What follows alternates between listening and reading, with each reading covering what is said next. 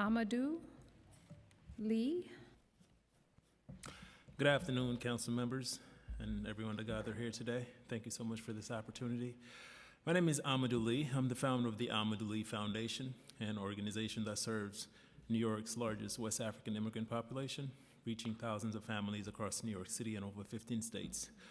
Throughout our digital platform, our videos regularly reach 150,000 to 250 people, 250 people, making us one of the most influential immigrant-led network in the city and beyond. I'm here today in strong support of Intro to 14, the New York City Trust Act. My story begins with a moment that changed my life forever. Before I led an organization, before my life story made the front page of the New York Times as an undocumented immigrant facing deportation, before I played the role of Henry in the blockbuster film Twilight Breaking Dawn, before I became a mentor and advocate, I was a simple, young, undocumented black immigrant trying to survive. In 2014, I was involved in a car accident in Pittsburgh. What happened next changed my life. The police officer who responded to the scene saw clearly what had happened. He knew that the white truck driver was at fault. He knew that if the report were written truthfully, it would reflect that. But instead of documenting the truth, instead of ensuring safety and accountability, he made a decision that haunts me to this day. He called ICE. Not because I was a threat, not because I committed a crime.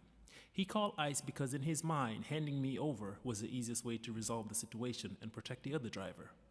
I will never forget what it felt like to be handcuffed after a car accident, to be treated as disposable, to be handed over to immigration officers because of someone else's wrongdoing. That experience taught me something I have never forgotten. When the wrong person makes the wrong decision, an immigrant's life can be shattered in an instant. And that must never happen in New York City. My voice reaches hundreds of thousands, and I used it to tell immigrants that, come to New York. New York was safe. Before the 2024 election, as anti-immigrant rhetoric swept the country, I made video after video urging immigrant families, if you're scared, come to New York. This city will protect you.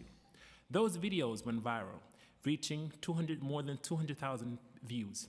People trusted us. They trusted me. They trusted this city. But in recent months, when families sees NYPD or city agency share information with ICE, seal records shared illegally, deportations after charges were dismissed, my community comes to me and asks, Amadou, is New York still safe? When? Were we lied to? Did the city betray us? And I no longer have the answers. The Canal Street raid made the truth impossible to ignore. What we witnessed last week on Canal Street was undeniable. In a matter of seconds, NYPD officers were on the scene protecting ICE, supporting ICE, and enabling ICE. If you ask me, was that a joint operation? I'll say yes.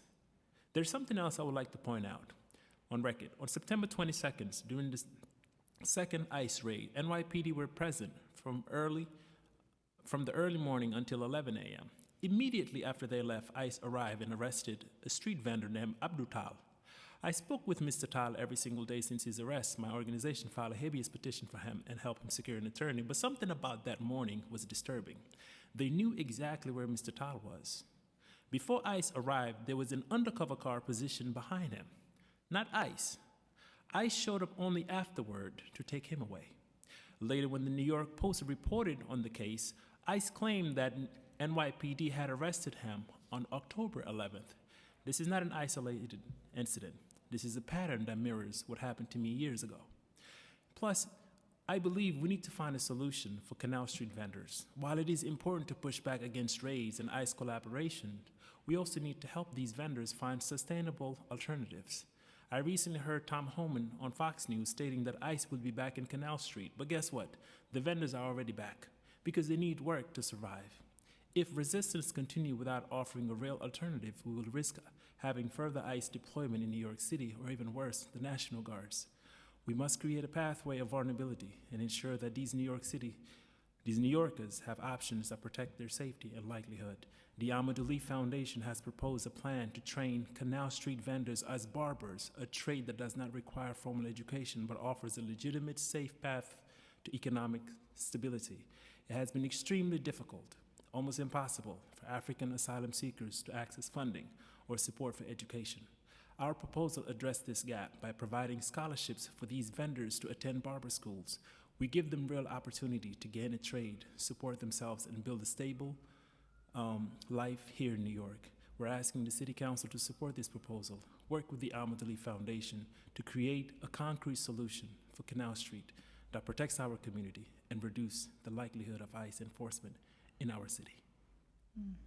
Thank you. Thank you so much.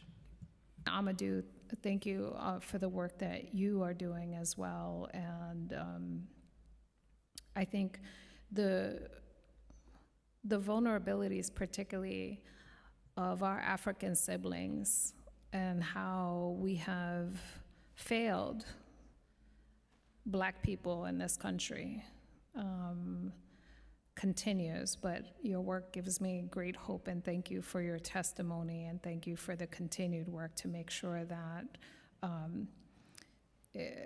people can receive dignity and the work to survive and live and thrive in this city, and it looks many different ways. And so I just want to personally thank you for doing that as well.